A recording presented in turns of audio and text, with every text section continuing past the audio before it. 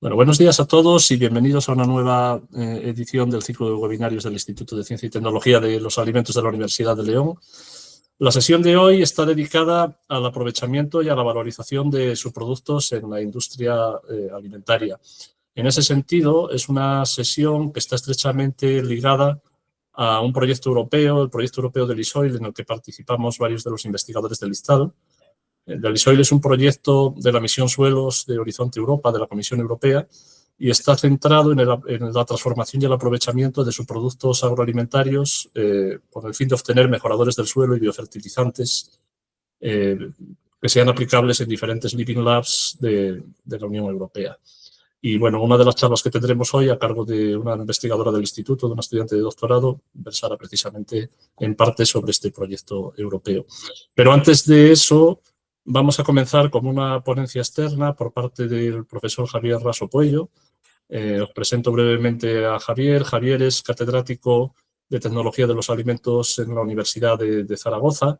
Sus áreas de investigación se enmarcan en el campo de la conservación y el procesado de alimentos mediante tecnologías térmicas y no térmicas, como ultrasonidos, altas presiones hidrostáticas y sobre todo los pulsos eléctricos de alto voltaje, en los que es un experto a nivel mundial. Su grupo de investigación y él en particular pues ha profundizado mucho en esta tecnología, en factores críticos que afectan a su eficacia, sus mecanismos de acción y modelización matemática y optimización de procesos centrados en varias tecnologías, pero sobre todo en esta, como os indico, en los pulsos eléctricos de alto voltaje, donde ha colaborado con diferentes grupos internacionales, ha coordinado proyectos europeos sobre ella. Y bueno, hoy precisamente nos va a hablar sobre la tecnología de pulsos eléctricos de alto voltaje para el reaprovechamiento de levaduras del sector cervecero. Así que nada, sin más dilación le doy paso a Javier. Bienvenido, Javier, y gracias por prestarte a participar en los webinarios del instituto. Y nada, cuando quieras, adelante. Bueno, pues en primer lugar, buenos días a todo el mundo y muchas gracias, Abelino, tanto por la presentación que has hecho como por la invitación a participar en este webinar.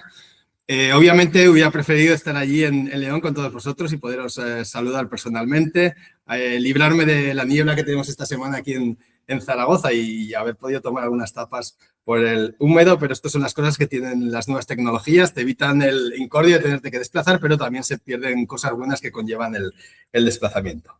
Bien, para mí siempre es un gran placer hacer una presentación sobre la tecnología de los pulsos eléctricos de alto voltaje, ya que se trata de mi principal línea de investigación en los últimos 25 años.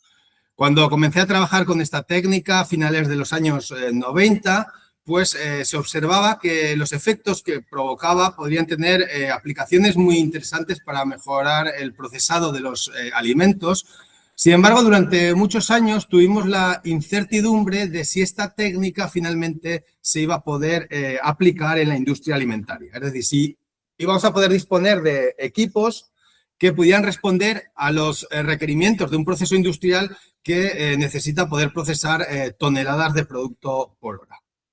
Afortunadamente, en los últimos años y gracias al desarrollo que se ha producido en las técnicas de generación de pulsos eléctricos de alto voltaje, la técnica ya se aplica a escala industrial y ya existen varias compañías que comercializan equipos para este procesado industrial.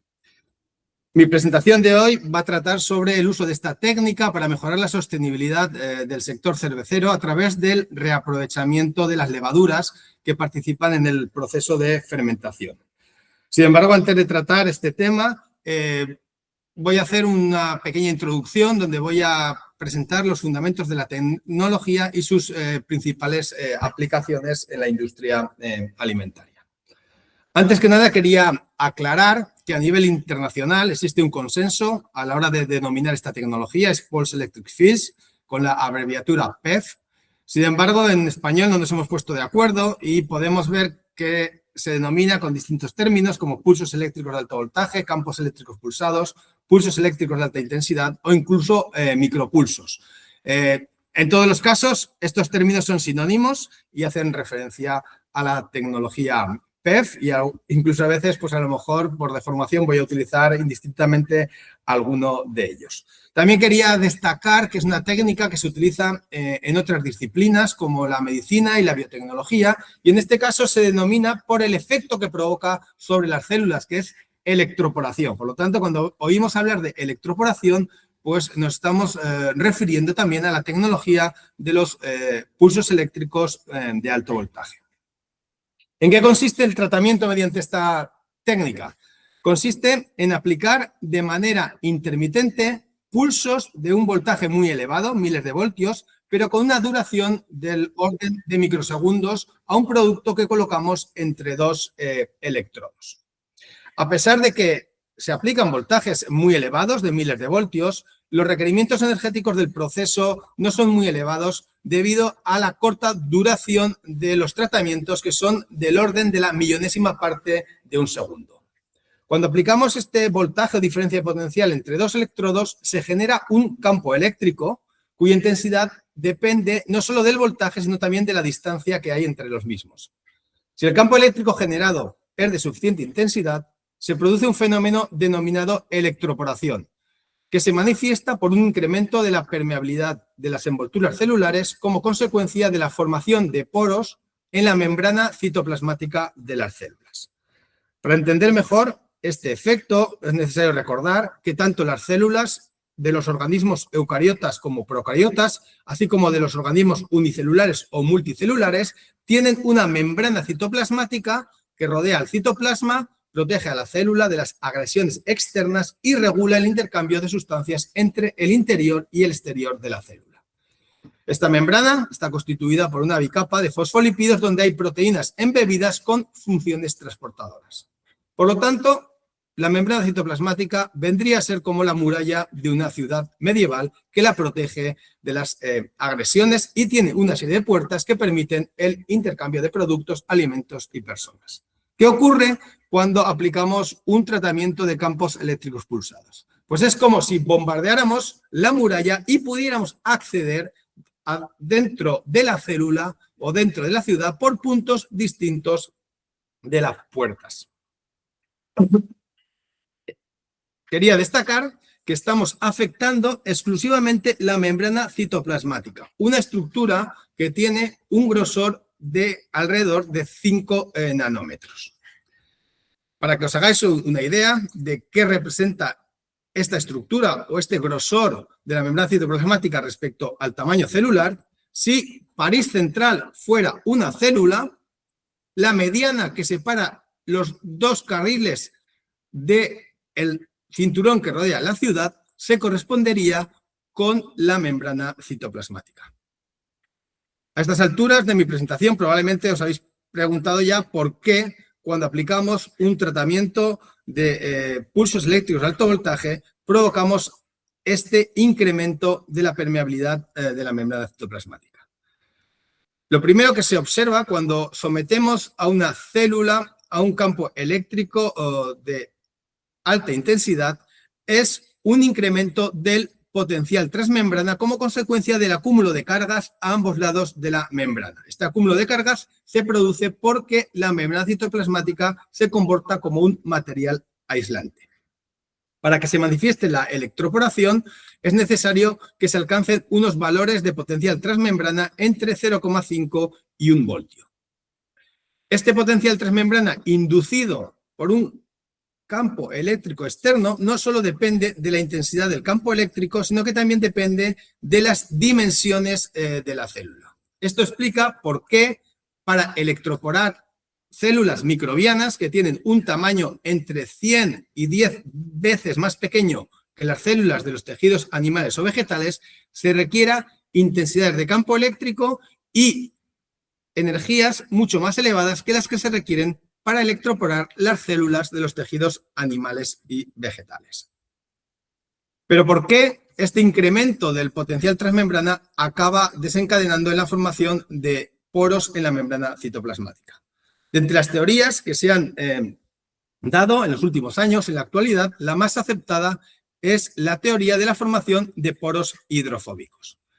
Según esta teoría, en una célula que está en reposo, de una manera espontánea se produce la formación de defectos, ya que la membrana no es una estructura rígida, sino que es una estructura fluida, y a través de estos defectos puede penetrar agua al interior de la célula.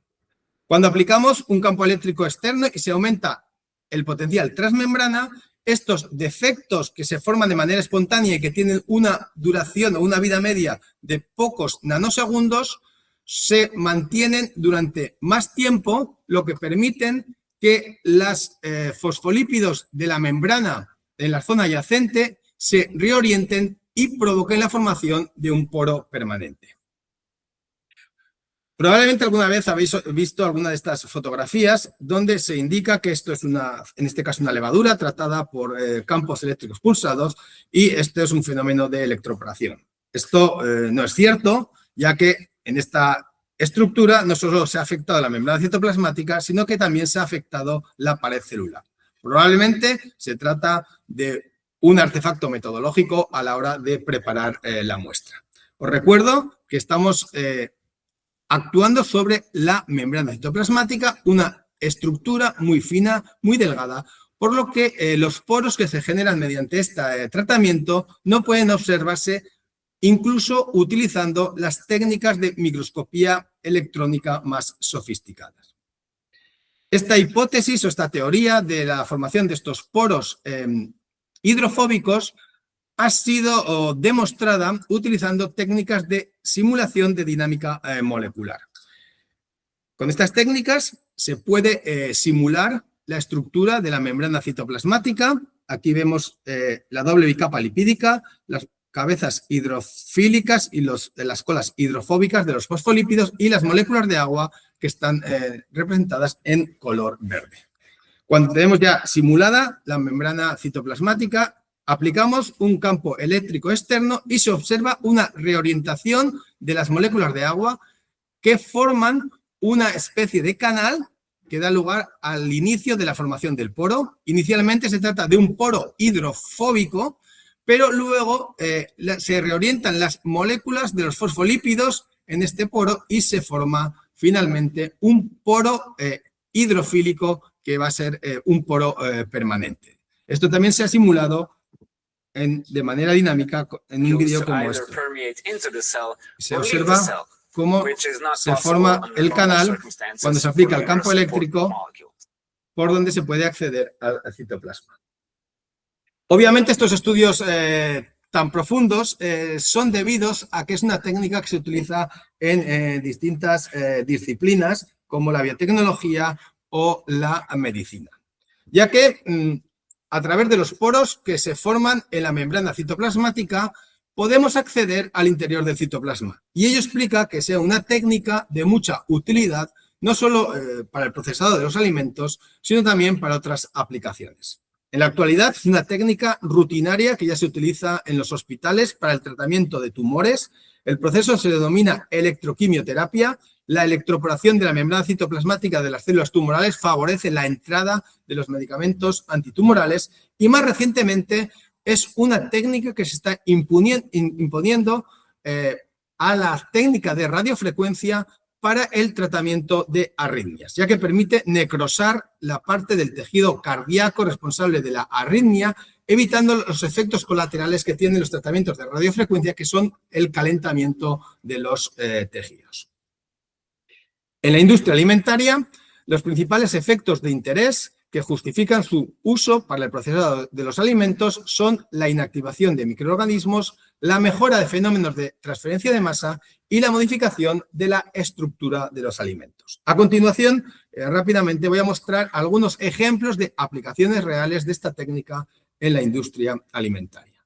Por lo que respecta a la inactivación microbiana, si nosotros electroporamos la membrana citoplasmática de las células vegetativas de bacterias y levaduras, se produce un transporte incontrolado de sustancias entre el interior y el exterior de la célula que provoca una modificación de la homeostasis microbiana y conduce a la muerte de los microorganismos. Por lo tanto, es una técnica que se puede utilizar como alternativa a la pasteurización térmica de los alimentos. En la actualidad, se procesan zumos de fruta mediante esta técnica, obteniéndose un producto con unas características sensoriales y nutritivas muy próximas a la del producto recién obtenido y con una vida útil entre 3 y 4 semanas en refrigeración. Aquí tenemos algunas compañías que comercializan estos productos. Por otro lado, otro efecto de interés es la mejora de la transferencia de masa. En el procesado de los alimentos hay muchas operaciones en las que se produce un fenómeno de transferencia de masa en el que la sustancia que se transfiere tiene que atravesar la membrana citoplasmática de las células. Por ejemplo, cuando queremos extraer componentes intracelulares, en el proceso de secado, tenemos que eliminar también el agua que está dentro de las células, o también cuando queremos hacer procesos de infusión, de introducción de una sustancia en un alimento. En todas estas operaciones, la presencia de una membrana citoplasmática intacta dificulta la transferencia de masa. Obviamente, si la electroporamos, formamos poros y se favorecen todos estos fenómenos. Aquí voy a poner un ejemplo de lo que ocurre cuando tratamos una remolacha roja mediante un tratamiento de pulsos eléctricos de alto voltaje y luego la sumergimos en agua. Perdón, esperar que esté atrás. Voy a conectar el vídeo. Sí. Al sumergir en agua la remolacha roja tratada, se observa como la electroporación de las membranas citoplasmáticas promueve la salida de la betanina, el pigmento responsable del color rojo. Como ejemplos de aplicaciones de esta técnica, en el año 2008, por primera vez, publicamos un trabajo donde proponíamos la técnica para mejorar el proceso de elaboración de vino tinto, para favorecer la extracción de polifenoles durante la etapa de fermentación-maceración, lo que permitiría obtener un vino con más contenido en polifenoles o reducir el tiempo de maceración. Estos primeros estudios los hicimos con cámaras de tratamiento estáticas, tratando muestras de 25 gramos. A lo largo de los años y gracias al desarrollo tecnológico hemos podido evaluar esta técnica incluso en una bodega procesando toneladas de uva por hora. Todos estos estudios han permitido que la Organización Internacional del Vino haya aprobado esta técnica para ser utilizada en las bodegas y esta resolución de la OIV ha sido transferida a la legislación europea. Por lo tanto, esta técnica se puede utilizar actualmente en las bodegas sin ningún tipo de traba legal. Como curiosidad, comentaré que este año una empresa fabricante de equipos con la que colaboramos ha desarrollado un equipo portátil con el cual se han procesado más de 1 millón de kilos de uva en distintas bodegas de Italia. Unos años más tarde, en el año 2013, también por primera vez publicamos los efectos que esta técnica podría tener en el proceso de extracción del aceite de oliva. Y observamos que podía mejorar el rendimiento o reducir las temperaturas de batido. En este post de Lean se indica como una empresa de aceite de oliva española ha firmado un acuerdo con una compañía fabricante de equipos por 3,6 millones de coronas suecas para la implantación de estos equipos en sus almazaras. Finalmente, la tercera efecto de interés es la modificación de la estructura de los alimentos. La electroporación produce cambios estructurales que pueden contribuir a mejorar el procesado de los mismos. Por ejemplo, en esta figura se observa una patata que ha sido electroporada y se observa cómo está saliendo el agua, está rezumando agua del interior de las células. Ello provoca una pérdida de turgencia en las células que favorece el corte, se reduce hasta un 50% la fuerza que se requiere para cortar la patata. El material se vuelve flexible, como se observa en este vídeo, lo que permite que se hagan cortes especiales. Y otro aspecto de interés, que luego mostraré la razón por la cual tienen interés, es que el corte es mucho más liso cuando la patata ha sido electroporada que cuando no lo ha sido. Estos efectos explican por qué en la actualidad la principal aplicación de la técnica en la industria alimentaria es para el tratamiento de patatas para elaborar bastoncitos de patatas congeladas. Cuando comparamos un proceso tradicional con un proceso en el que las patatas previamente han sido tratadas por pulsos eléctricos de alto voltaje, las principales ventajas son, por un lado, el tratamiento de campos eléctricos pulsados reemplaza el precalentamiento lo que supone un importante ahorro energético, ya que la energía que se requiere para electroporar las células y ablandar los tejidos mediante la técnica de los pulsos eléctricos de alto voltaje es mucho menor, y también se produce un importante consumo o reducción en el consumo en agua al reemplazar esta etapa de precalentamiento. Por otro lado, el ablandamiento de los tejidos provoca que se requiera menos fuerza para hacer los bastoncitos de patata, para cortar las patatas en bastoncitos, y esto implica menos paradas en la cadena de producción para reemplazar las cuchillas. Otra ventaja es que la mejora de la flexibilidad de los bastoncitos reduce las pérdidas por mermas, por roturas de los mismos durante su manejo. Otra ventaja es que este corte más liso provoca que se absorba menos aceite en la etapa de prefritura. Se puede ahorrar hasta un 10% de aceite, un ahorro considerable considerando el volumen que tienen estas empresas. Y finalmente, la electroporación favorece la salida de azúcares reductores, lo que reduce fenómenos de reacción de Maillard, con lo que se obtiene unas patatas con un color menos oscuro tras su fritura, y lo que es más importante, se reduce la producción de acrilamida, que es un componente derivado de la reacción de Maillard, un componente que se considera potencialmente cancerígeno. Por lo tanto, todas estas ventajas, tanto en la mejora de la calidad del producto como en los ahorros energéticos, mejora de la eficiencia del procesado, etcétera, explica por qué en la actualidad prácticamente todas las empresas que fabrican este tipo de producto han introducido en su línea de producción un equipo de pulsos eléctricos de alto voltaje. Existen equipos que son capaces de procesar hasta 100 toneladas de patata por hora.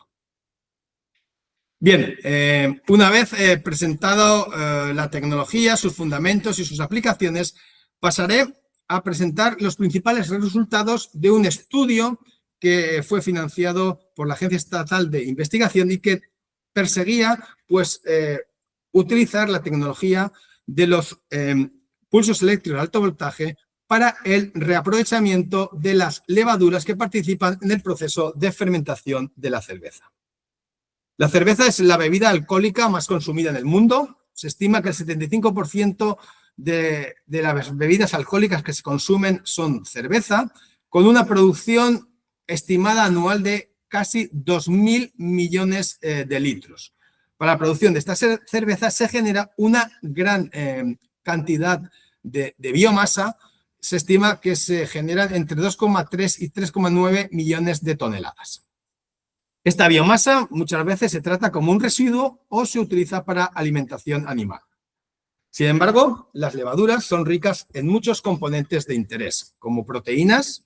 Alrededor del 60% del extracto seco de la levadura son proteínas, pero también contiene otros compuestos nitrogenados de interés, como aminoácidos, péptidos, algunos de ellos con importantes funciones bioactivas, como el glutatión, pero no solo en el citoplasma, sino que también en la pared celular de las levaduras hay componentes de interés como las manoproteínas, son las moléculas con muchas aplicaciones en el sector enológico, o los betaglucanos, que además de actuar como espesantes o estabilizantes de emulsiones, también tienen funciones fisiológicas como inmunomoduladores. Bien, cuando queremos obtener estos componentes de las levaduras, podemos utilizar distintas estrategias. Una estrategia sería actuar, podemos decir, a lo bruto, que sería romper completamente las células mediante distintas técnicas como molinos de bolas, ultrasonidos o homogeneización por altas presiones. Obviamente, cuando utilizamos este procedimiento es un método muy eficaz.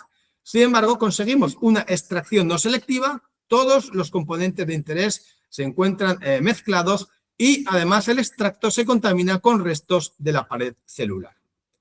Esta es la imagen que se observa de una suspensión de levaduras tratada mediante un tratamiento de homogeneización por altas presiones.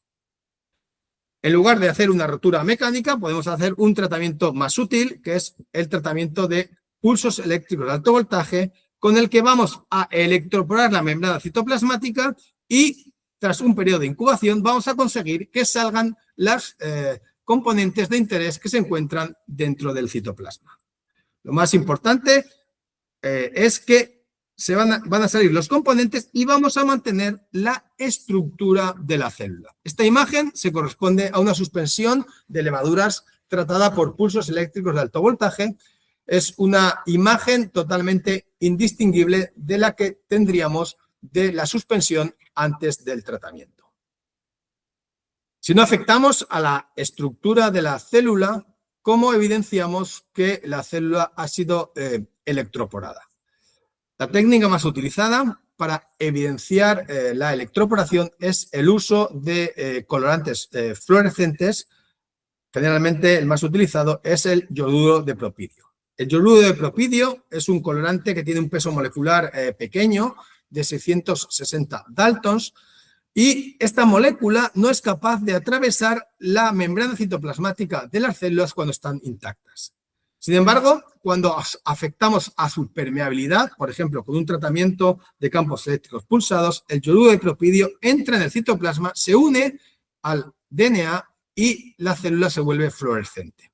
Esta fluorescencia la podemos evidenciar utilizando técnicas de microscopía de epifluorescencia. Esta es la imagen que se observa de una suspensión tratada por pulsos eléctricos de alto voltaje y teñida con yoduro de propidio. Pero también podemos utilizar otras técnicas para evidenciar esta fluorescencia que emiten las células electroporadas, como las técnicas de espectrofluorometría, que nos van a dar una medida única de la fluorescencia que emite la suspensión, o podemos utilizar incluso técnicas más sofisticadas y precisas, que son las que utilizamos actualmente en nuestro laboratorio, que son las técnicas de citometría de flujo. Esta técnica analiza individualmente cada célula de la población, permitiéndonos calcular el porcentaje de células que hemos electroporado, y además nos permite de una manera indirecta ver el grado de electroporación, ya que también se mide la intensidad de la fluorescencia. Y correlacionamos esta intensidad de la fluorescencia que emite cada célula con el grado de electroporación, obteniéndose estas distribuciones que se muestran en la imagen. Bien, por lo tanto, ya tenemos la población de levaduras que hemos tratado por el tratamiento de campos eléctricos pulsados. Ya hemos evidenciado que la hemos electroporado. Entonces, ¿qué ocurre cuando queremos extraer los componentes que se encuentran en el citoplasma? Bien, pues una vez que hemos aplicado el tratamiento y hemos electroporado la membrana citoplasmática, se observa que en los primeros momentos de incubación se produce la salida de los componentes de menor peso molecular.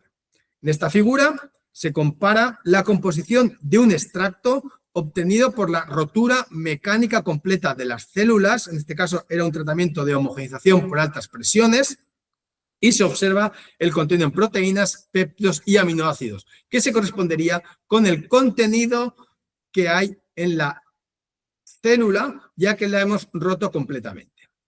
Esta otra gráfica muestra lo que se extrae tras una hora de incubación en células electroporadas. Se observa que no se extraen prácticamente proteínas y se extraen péptidos y aminoácidos casi en la misma proporción, un poquito menos, que los que se obtienen cuando rompemos completamente las células. Como he indicado anteriormente, los péptidos que hay en el citoplasma de las levaduras tienen propiedades bioactivas, por lo que analizamos o evaluamos la capacidad antioxidante y antihipertensiva del extracto obtenido de las células electroporadas tras una hora de incubación con el extracto obtenido tras la ruptura completa de las células. Y se observa en todos los casos que tanto la capacidad antioxidante como antihipertensiva era mayor en el extracto obtenido a partir de las células electroporadas. Este beneficio o este efecto lo asociamos a que tenemos un extracto mucho más puro, como se muestra en este cromatograma, donde se compara el extracto obtenido rompiendo completamente las células con el extracto obtenido de las células electroporadas. Bien, por lo tanto, si hacemos extracciones cortas, obtenemos los componentes de menor peso molecular. Pero ¿qué ocurre si prolongamos la extracción? Si prolongamos el tiempo de extracción, observamos que también empiezan a salir moléculas de mayor peso molecular. En esta figura se muestra la composición del extracto obtenido tras 24 horas de incubación y se observa que ya empiezan a salir proteínas y también tenemos un aumento en la extracción de péptidos y aminoácidos. De manera que si comparamos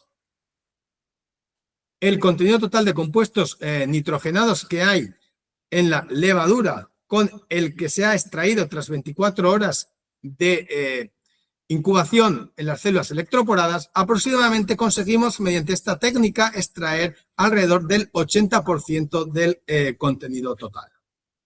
Una observación interesante es que el contenido en péptidos y aminoácidos que se obtienen tras incubar 24 horas es mayor que el que había inicialmente en las células. ¿Por qué ocurre esto? Cuando nosotros electroporamos las células mediante el tratamiento, modificamos la permeabilidad de la membrana citoplasmática y debido a que la concentración de solutos en el interior del citoplasma es mayor que en el medio que le rodea, se produce la entrada de agua al citoplasma. Esta entrada de agua provoca una modificación de la presión osmótica que causa la plasmólisis de las vacuolas y la liberación de enzimas autolíticos como proteasas o beta-galactosidasas.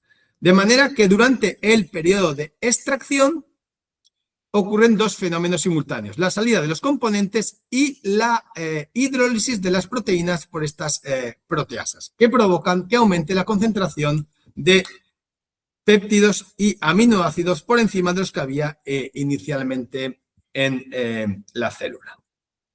En esta figura se comparan los cromatogramas que se obtuvieron tras 24 horas de extracción en el extracto obtenido tras 24 horas de extracción con el obtenido tras 1 hora en el tratamiento de campos eléctricos, de pulsos eléctricos de alto voltaje y tras la homogeneización por altas presiones, y se observa que salen incluso proteínas de mayor tamaño que hay en el interior de la célula, es decir, que no es necesario que se hidrolicen completamente todas las proteínas para que puedan salir fuera de la célula.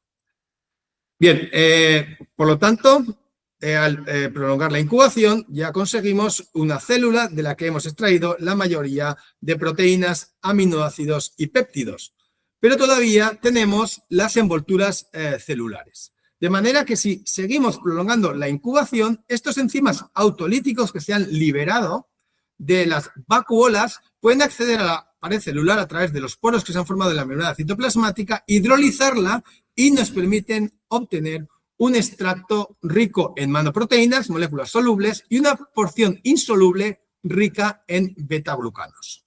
Si no queremos prolongar el tiempo de incubación, otra posibilidad es añadir enzimas exógenos y en pocas horas vamos a conseguir esta hidrólisis de la pared celular para obtener estos componentes. Por lo tanto, el tratamiento de pulsos eléctricos de alto voltaje, al provocar la electroporación de la membrana, permite una extracción secuencial de los componentes que se encuentran en las levaduras, y esta extracción secuencial nos permite un aprovechamiento integral de la biomasa, y podemos obtener varios componentes de interés. De manera que si hacemos electroporamos la célula y hacemos una corta incubación, obtenemos un primer extracto rico en péptidos y aminoácidos. Si retiramos este extracto y volvemos a suspender las células durante una incubación más larga, podemos conseguir un extracto rico en proteínas, péptidos y aminoácidos, y finalmente aún nos quedan las envolturas celulares a partir de las cuales podemos obtener manoproteínas y betaglucanos. Este extracto obtenido tras 1 hora de incubación ha sido evaluado como alternativa a los sulfitos para evitar la oxidación del mosto de uva blanca. Se ha comparado extractos obtenidos de células electroporadas con extractos comerciales de levadura ricos en glutatión y con sulfitos, y se observa que con nuestros extractos se puede controlar el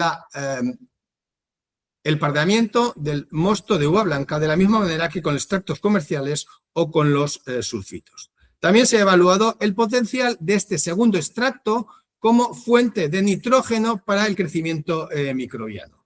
Se ha evaluado tanto en el crecimiento de levaduras de Saccharomyces cerevisiae en un medio basal al que se le ha añadido o bien extracto de levadura comercial o el extracto que hemos obtenido, y hemos obtenido unos resultados muy satisfactorios, ya que incluso la concentración de levaduras era mayor cuando se añadía nuestro extracto. Y también este extracto se ha evaluado durante el proceso de fermentación de vino blanco y se ha comparado con la fermentación sin añadir ninguna fuente de nitrógenos o una fuente de nitrógenos comercial, y también el comportamiento ha sido muy similar al del extracto comercial, permitiéndose reducir los tiempos de fermentación entre 3 y 4 días. Por lo tanto, para concluir, en los últimos años, la sostenibilidad ha pasado de ser un objetivo deseable a convertirse en un criterio central para la producción de alimentos. En este contexto aparecen estrategias como la bioeconomía, la biorefinería o la economía circular. La bioeconomía busca transformar biomasa renovable en productos de alto valor. La biorefinería persigue aprovechar una misma materia prima para obtener un espectro de productos comercializables, mientras que la economía circular lo que pretende es que pasemos de preguntarnos cómo gestionamos un residuo a cómo lo convertimos en un recurso para nuevas cadenas de valor. En esta presentación hemos demostrado que los pulsos eléctricos de alto voltaje puede ser una tecnología de utilidad para implementar estas estrategias, ya que permite una extracción secuencial, selectiva y escalable de compuestos de interés de biomasa de levadura, bien levadura que puede ser procedente de procesos fermentativos de la industria alimentaria o levadura cultivada específicamente para la producción de un determinado producto. Finalmente, me gustaría terminar presentando a nuestro grupo de investigación, el Grupo de Nuevas Tecnologías de Procesado de los Alimentos aquí en la Universidad de Zaragoza, y agradeciendo a las personas que han participado más directamente en este trabajo. Muchas gracias por su atención y estoy disponible para cualquier pregunta que queráis hacer. Muchas gracias, Javier, por esta presentación muy interesante, muy completa sobre los pulsos eléctricos de alto voltaje y sobre su potencial uso para el aprovechamiento de sus productos en particular. ¿Tenéis preguntas entre los asistentes? Si tenéis preguntas, levantad la mano, os doy paso y activáis cámara y micro para hacerlas. Si no, mientras tanto, voy rompiendo yo el hielo mientras veo si hay preguntas o no. Me ha parecido muy interesante cuando presentabas los ejemplos, en particular de cuando empezasteis a trabajar con el vino y los pulsos, ¿no? Y cómo se llegó a recibir una aprobación legislativa para su uso. Y me parece que es interesante que nos des una perspectiva de cómo es a lo largo del tiempo la interacción con industria, academia, en ámbito legislativo, incluso consumidores, desde que se ve que una tecnología es atractiva hasta que se puede llegar a implementar de forma industrial y con la aprobación legislativa, ¿no? Si nos puedes dar un poco más detalle. Es un ejemplo bastante ilustrativo de todo el proceso, porque lo hemos... Comenzamos, como he comentado, procesando al principio 25 gramos de uva, porque no disponíamos de equipos más potentes y los tratamientos eran estáticos, de manera que los efectos pues, los vimos elaborando pues, alrededor de medio litro de vino. Luego, la tecnología fue evolucionando, fueron apareciendo equipos más potentes, pasamos ya de los tratamientos en cámaras estáticas a tratamientos en flujo continuo, porque, bueno, pues ya podíamos procesar pues hasta 100 kilos de uva por hora, ya pudimos elaborar pues una cantidad de vino, pues hacer vinificaciones con 50 kilos, ya poder obtener alguna botella de vino para estudiar la evolución del vino, hacer envejecimientos. Pero claro, luego cuando vas a una bodega y ves las dimensiones de los equipos que se disponen ahí, pues ahí hubo un periodo de incertidumbre sobre si se podría, digamos, responder a estas necesidades en las bodegas. Finalmente, pues gracias a un proyecto europeo y a posteriores colaboraciones, pues ya pudimos incluso demostrar que la técnica funcionaba en una bodega, trabajando hasta toneladas de producto por hora. Bien, ya cuando tuvimos todos estos resultados, pues la siguiente barrera era, pues, si esta técnica, porque eso es una cosa que nos decían en las bodegas, si esta técnica estaba autorizada, se podía autorizar. En el caso del vino, existe este organismo, que es la Organización Internacional del Vino, que en un principio pues aprueba todas las prácticas que se pueden aplicar en la elaboración del vino. Participan en ella prácticamente todos los países productores, aunque no todos. Sus resoluciones no son de obligado cumplimiento, digamos, pero no es como la legislación europea, pero muchas veces se transfiere a la legislación europea o se suele transferir sus resoluciones. Y la verdad que, bueno, pues no es fácil conseguir la aprobación porque tiene que ser por unanimidad de todos los países miembros. Hay una reunión anual donde se presenta la técnica, hay que seguir varias etapas y si hay algún país miembro que tiene alguna cuestión o alguna duda, pues plantea nuevos experimentos hasta que al final se llega a un consenso. Entonces es un proceso bastante largo, pero al final se consiguió aprobar y, como he dicho, esa resolución pasó a la Unión Europea. Todo esto, pues estoy hablando de un periodo de alrededor de 10 años. Quiero decir que... Es lo que te iba a preguntar, o sea, desde que empezasteis con los 25 gramos hasta que... Desde que se empezó hasta que se llegó a este punto, pues pasaron 10 años, porque además en la OIV las reuniones son anuales y si hay alguna objeción por parte de un país, pues la resolución no se aprueba y hasta el año siguiente no se vuelve a reunir, se vuelven a presentar nuevos resultados y al final, pues hasta que se alcanza el consenso. Por eso se va dilatando bastante tiempo muchas de estas aprobaciones. Y este equipo portátil que nos presentabas, al ser una tecnología que nos has dicho que, bueno, que relativamente energéticamente y no es excesivamente costosa, ¿qué ventaja supone tener? Porque nos presentabas un equipo portátil, ¿no? Que va por temas de aplicación práctica en el campo, es por inversión de las empresas. Es estrategia, claro, es una estrategia, porque ¿qué ocurre? Que muchos de los productos o muchos de los sectores donde la técnica puede tener aplicación son sectores con una producción muy estacionaria, como por ejemplo el aceite de oliva o el vino. ¿Qué ocurre? Que tenemos materia prima durante un mes y luego ya hemos procesado y luego ya no se utilizan los equipos. Entonces, claro, en estos momentos pues los costes de los equipos pues son altos porque todavía no se ha generalizado su implantación. Entonces, pues cuesta convencer a una empresa para que instale un equipo en este tipo de sectores. Entonces, esto podría ser una alternativa porque el mismo equipo que se utiliza para las bodegas se podría utilizar perfectamente en una almazara. Además, coincide que los periodos de recolección de las aceitunas y de las uvas no coincide y entonces digamos que eso podría ayudar a que la técnica se implantara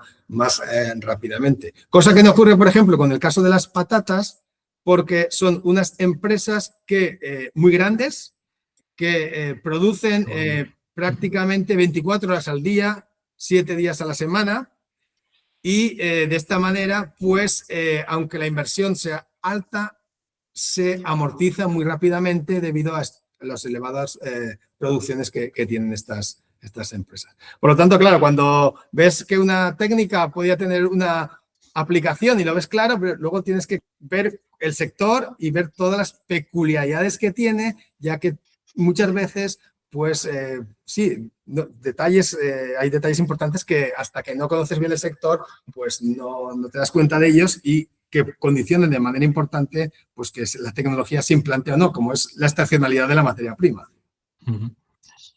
Creo que vi, Chema, tenías una pregunta, Chema Rodríguez. Hola, buenas. Sí, pero casi la ha respondido Javier, porque era en relación a estos aspectos legislativos que yo los tenía en mente, pero no había profundizado en ellos. Y claro, la clave es que se aprobó como práctica enológica, ¿no? Autorizada. Sí, sí. ¿Y sabes si se ha utilizado al final en el etiquetado de los vinos que proceden de uvas tratadas por sus eléctricos? Porque sería un caso de estudio a que sí, a mí me por el momento, desde el punto de vista docente. a ver, por el momento, una prueba tan grande como la que se ha hecho este año no se había hecho. Entonces, este año sí que probablemente ya se van a comercializar vinos tratados y pues al ser un procedimiento, pues claro, porque ahora ha cambiado mucho la regulación, porque ahora obligan a las bodegas a indicar todos los... Antes con la excusa de que la etiqueta era muy pequeña y que no se podía poner todos los ingredientes, ahora a través de un código QR obligan a poner todos los aditivos e ingredientes que se han utilizado en el proceso de elaboración del vino. No sé si os lo habéis observado, pero ahora las botellas del vino vienen con un código QR y ahí digamos que se ha equiparado el vino a cualquier alimento donde se obliga a poner todos los aditivos, ingredientes, etcétera. Por el momento, esto al ser un tratamiento físico, en principio no creo que fuera necesario ponerlo en la... Sí, me llamaba mucho la atención y es muy interesante. A ver si puedo indagar un poquito más en el tema porque tiene su miga, ¿no? Como también explicabas. Sí, a ver, por ejemplo, ahora estamos a punto de conseguir la aprobación para utilizarla como técnica de descontaminación microbiana del vino antes del embotellado o en alguna etapa como alternativa a los sulfitos o por lo menos para reducir sulfitos como alternativa a la filtración esterilizante. Y pues en este caso sí que digamos que aún las exigencias son mayores debido a que el tratamiento se aplica al producto que directamente ya se va a consumir. Mientras que en el caso del tratamiento para mejorar la extracción de polifenoles es un tratamiento que se aplica al principio del proceso y bueno, pues digamos que un poco tiene sus diferencias en ese sentido. Claro, es que la idea inicial, al igual que para otros alimentos, al utilizar un nuevo tratamiento no utilizado significativamente en la Unión Europea, tendría que ir por la vía de nuevos alimentos. Bueno, pero... Tiene su complejidad. Sí, pero sabes que por también... ahí va un poco la idea mía inicial. Sí, pero sabes que es un poco ambiguo, porque también dice que en caso de que produzcan cambios significativos en la composición, estructura de los alimentos, que se afecte al valor nutricional, al metabolismo. Entonces, por ahí más o menos, digamos que se van introduciendo algunas nuevas tecnologías sin necesidad de que los alimentos tratados tengan que cumplir la legislación de nuevos alimentos. Muy bien. Por ejemplo, hay muchos productos procesados con altas presiones que no han sido aprobados como nuevo alimento, no se comercializan como nuevo alimento. Es decir, que ahí está un poco el tema, si realmente se considera que el tratamiento produce un cambio significativo en el producto o no lo produce. Que eso es lo que está en la legislación. Gracias, Javier. ¿Más preguntas para Javier? ¿Alguna más? Yo tengo aquí otra apuntada. Realmente no era consciente de lo ampliamente distribuido que estaba esta utilización de la tecnología de pulsos en la industria del procesado de patatas. Entonces, tú presentas 3 aplicaciones: conservación, transferencia de masas y modificación de estructuras.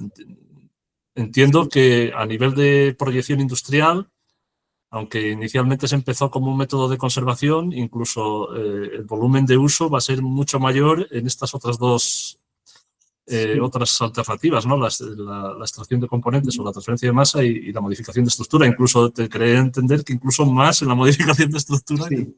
Es que ha cambiado un poco, porque cuando empezamos con estas tecnologías, el objetivo era sobre todo la conservación, mejorar la calidad, reducir la intensidad de los tratamientos térmicos, Pero la situación ha cambiado y ahora, bueno, pues sí que a la industria le interesa la calidad, obviamente le interesa la calidad, pero cuando una empresa hace una inversión muy grande, a ver, partiendo ya de que la calidad de los productos que hay en el mercado es bastante alta, cuando una empresa hace una inversión muy grande para mejorar la calidad, tiene dos problemas. Por un lado, que tiene que hacer la inversión en el equipo y por otro lado, tiene que anunciar o tiene que decirle al consumidor que ese producto tiene más calidad. Porque si no lo haces, a veces la gente no lo aprecia. Entonces, ¿qué ha ocurrido? Pues que ahora la industria, aparte de calidad, ha surgido todo el problema de la sostenibilidad, de ahorros energéticos, de mejora de eficiencias, etcétera. Entonces, digamos que ahí estas nuevas tecnologías, digamos que se les ha abierto un nuevo nicho y las empresas probablemente están más abiertas a introducir una nueva tecnología si te va a producir ahorros energéticos, ahorrar consumo de agua, mejorar la sostenibilidad del proceso. Digamos que ahora son los realmente impulsores de la introducción de nuevas tecnologías en la industria alimentaria. Y por eso el ejemplo es un ejemplo claro, el ejemplo de las patatas, porque fijaros que un efecto tan sutil que provoca los numerosos beneficios que se han observado en las distintas etapas. Y eso ha impulsado, junto con que, como he dicho anteriormente, es una empresa que fabrica mucha cantidad y es mucho más fácil amortizar los equipos, ha provocado su implantación, sí. Muy bien, pues nada, pues por mi parte yo no sé si hay alguna otra pregunta para Javier, si no, como vamos un poco justos de tiempo, igual pasamos ya a la segunda charla, así que si no hay preguntas le doy paso a Paula para que introduzca la segunda charla. Gracias, Javier, por tu participación. La invitación. Vale. Pues venga, Paula. Bueno, pues a continuación vamos a tener una presentación por parte de Victoria Crespo Torbado. Victoria es graduada en biotecnología por la Universidad de León con un máster universitario en innovación en ciencias biomédicas y de la salud. Y desde 2024 es estudiante de doctorado en el programa de Ciencias Veterinarias y de los Alimentos, también aquí en la Universidad de León, desarrollando su investigación en el grupo de investigación Newtec del Departamento de Higiene y Tecnología de los Alimentos. Su tesis doctoral se centra en el diseño y validación de métodos para la transformación de residuos provenientes de industrias de procesamiento de alimentos, específicamente de origen vegetal, sobre todo tubérculos como la remolacha y la patata, para la obtención pues, de productos bioactivos de alto valor añadido y biofertilizantes. Para ello emplea diversas tecnologías sostenibles y respetuosas con el medio ambiente, destacando el plasma atmosférico no térmico. Así que nada, Victoria, cuando quieras puedes compartir la presentación. Vale, buenos días. Creo que igual tiene que dejar de presentar, sí. Javier, Sí. Si estás ahí, darle a dejar de presentar. Te sale ahí en el centro del... Sí. Ya está. Vale. Perfecto. Vale. Muy bien.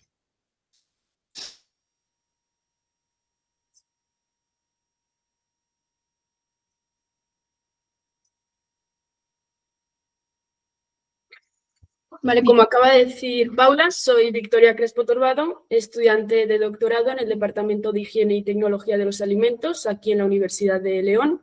Mi tesis doctoral se enmarca dentro de los proyectos del ISOIL y Bed4Bit y se centra en la valorización sostenible de subproductos del procesamiento de tubérculos para la obtención de biofertilizantes y compuestos bioactivos. Para comenzar, voy a mencionar que la gestión de residuos alimentarios actualmente representa uno de los retos o desafíos a nivel global. Más del 20% de los alimentos disponibles en la Unión Europea se desperdician y alrededor del 24% de este desperdicio tiene lugar durante las fases de procesado y fabricación. Sin embargo, estos residuos y subproductos que generan las industrias alimentarias tienen un elevado potencial de valorización debido a su gran valor nutricional. Mediante el aprovechamiento de los mismos se contribuye a la economía circular de forma que aquello que antes se consideraba residuo ahora se reintegra en la cadena de valor para la producción de energía, fertilizantes y productos de valor añadido. Vale, como he mencionado al inicio de la charla, vamos a utilizar subproductos del procesamiento de tubérculos con dos objetivos. El primero sería producir biofertilizantes y el segundo, extraer compuestos bioactivos. Para ambos fines vamos a utilizar tecnologías verdes y sostenibles. En el caso de la producción de biofertilizantes, es necesario mencionar que tradicionalmente la fijación de nitrógeno ha dependido del proceso Haber-Bosch. Se trata de un proceso industrial que es clave en la síntesis de amonio y en la posterior producción de biofertilizantes. Sin embargo, este proceso pues, trae consigo una serie de importantes limitaciones, pues requiere un alto consumo energético, depende de combustibles fósiles, genera emisiones significativas de gases de efecto invernadero y conlleva elevados costes, tanto ambientales como económicos. Como alternativa aparece el plasma atmosférico no térmico. Se trata de una tecnología con gran potencial, capaz de fijar nitrógeno de forma local y energéticamente eficiente. Entre las ventajas destacaría la reducción del impacto ambiental, su facilidad tanto para la generación como la aplicación y el carácter económico. De esta forma, pues, se convierte en una opción prometedora para, sobre todo si se quiere avanzar hacia sistemas sostenibles. De forma sencilla, el plasma atmosférico no térmico es un gas ionizado que se genera a temperatura ambiente y presión atmosférica mediante la aplicación de una descarga eléctrica. Se provocaría la ionización, disociación y excitación de los átomos y moléculas del gas, produciéndose así especies reactivas del oxígeno y especies reactivas del nitrógeno. Destacando una ventaja, pues es que esta tecnología se considera económica y limpia, ya que únicamente requiere aire y electricidad para su generación y además no genera subproductos tóxicos. Una de las aplicaciones relativamente recientes es aplicar esta tecnología sobre líquidos, como puede ser el agua, obteniendo así líquidos activados por plasma. Esto se haría a través de la transferencia de las especies reactivas del gas hacia el líquido. La composición del líquido pues, va a depender del tipo de gas que se utilice, del tipo de líquido, así como de los parámetros de generación del plasma. En el departamento contamos con 3 diseños diferentes de reactores: el reactor Babel, el reactor Frit y el reactor Catalyst. El reactor Babel genera plasma dentro de las burbujas de gas, las cuales están sumergidas en el líquido. El reactor Frit genera plasma en la superficie del líquido o en la interfaz gas-líquido utilizando barreras dieléctricas. De esta forma se evitan los arcos eléctricos y se obtendría pues, una descarga más suave. Y por último, el reactor Catalyst es similar al reactor Frit, pero incorpora un catalizador que favorece la formación de especies reactivas. En nuestro caso está formado por rutenio sobre alúmina y promueve la generación de amonio. Para la producción de biofertilizantes, evaluamos estos 3 reactores operando las mismas condiciones y, como vemos en esta gráfica, con el reactor Catalyst se obtuvieron unas concentraciones tanto de nitritos como de nitratos superiores. Y debido a ello, pues este reactor fue seleccionado para llevar a cabo los experimentos posteriores. Como materias primas, nosotros vamos a utilizar agua de lavado de la patata mezclado con peladura de patata en un 40% y, por otro lado, peladura de remolacha. Ambos productos los vamos a tratar con plasma atmosférico no térmico y tanto los tratados como los no tratados se van a analizar físico-química, química y microbiológicamente para así asegurar pues, la ausencia de cualquier patógeno. Como podemos ver en estas tablas, los productos tratados, tanto el derivado de la patata como el de la remolacha, obtenemos una concentración de nitratos y nitritos mayor al ser tratado por plasma atmosférico no térmico que al no ser tratado. Y, por ejemplo, si nos fijamos en el caso de la patata, obtenemos una concentración 40 veces superior al aplicar el plasma atmosférico no térmico si hablamos de nitratos. Actualmente estamos realizando en colaboración con el Centro Tecnológico Beta un ensayo en maceta evaluando el efecto de los productos tratados, tanto el derivado de la patata como el de la remolacha, sobre el suelo y la propia planta. Entre los parámetros que se están evaluando del suelo, pues puedo mencionar carbono total, carbono orgánico total, nitratos, nutrientes solubles, capacidad de retención de agua. Y entre los parámetros que se están evaluando en la propia planta, pues menciono contenido relativo de clorofila, longitud del brote, número de tallos, biomasa vegetal. Hasta el momento no contamos con los resultados, pero próximamente dispondremos de ellos. Como he mencionado al inicio de la charla, nosotros utilizamos subproductos del procesamiento de tubérculos con dos objetivos. El primero era la producción de biofertilizantes y el segundo la extracción de compuestos bioactivos. Para llevar a cabo este segundo objetivo, nosotros utilizamos la remolacha. Inicialmente contábamos con 4 fracciones diferentes de remolacha: remolacha, remolacha después de escaldado, remolacha después de autoclave y peladura de remolacha. Estas se liofilizaron y se analizó el contenido en carbohidratos de ellas mediante cromatografía de gases.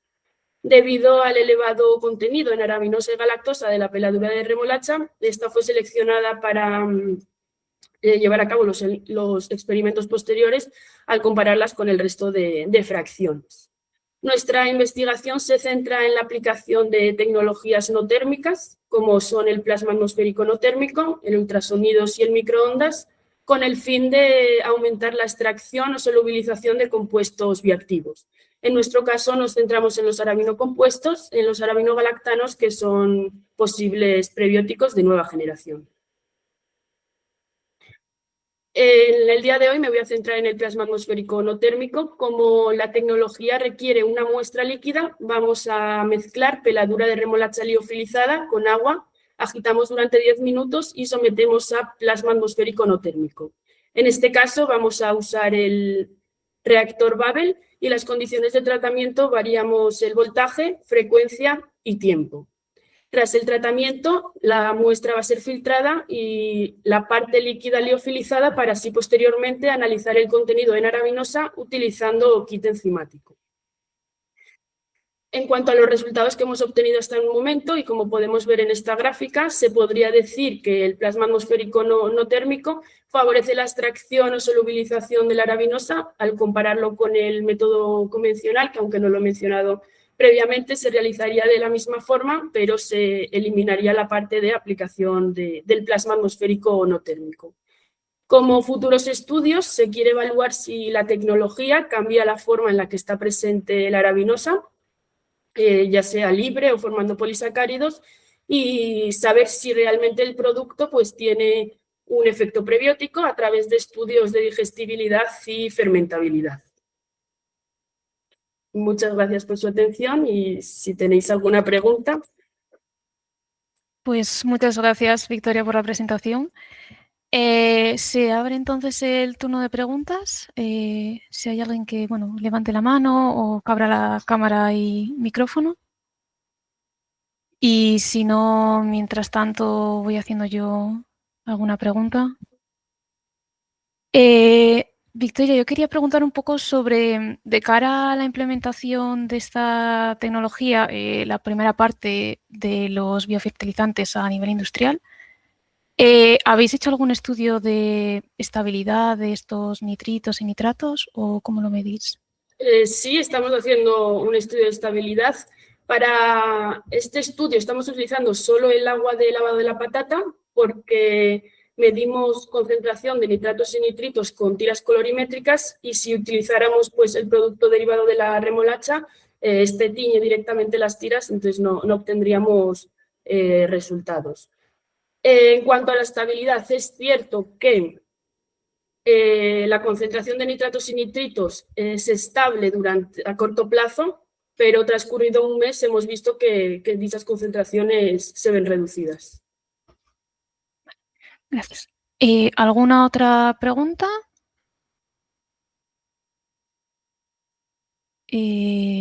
Bueno, si no, le devuelvo la palabra a Avelino. Muy bien, pues nada, muchas gracias, Victoria, también por la presentación y yo creo que con esto podemos entonces dar por cerrado este webinario de hoy y nada, pues os emplazo para un futuro webinario, probablemente en unos 3 meses, como siempre, donde trataremos otro tema de interés para el instituto y bueno, y difundiremos como siempre el webinario en nuestras redes sociales. Así que nada, gracias por haber participado, gracias sobre todo a los ponentes y hasta la próxima. Gracias. Venga, adiós.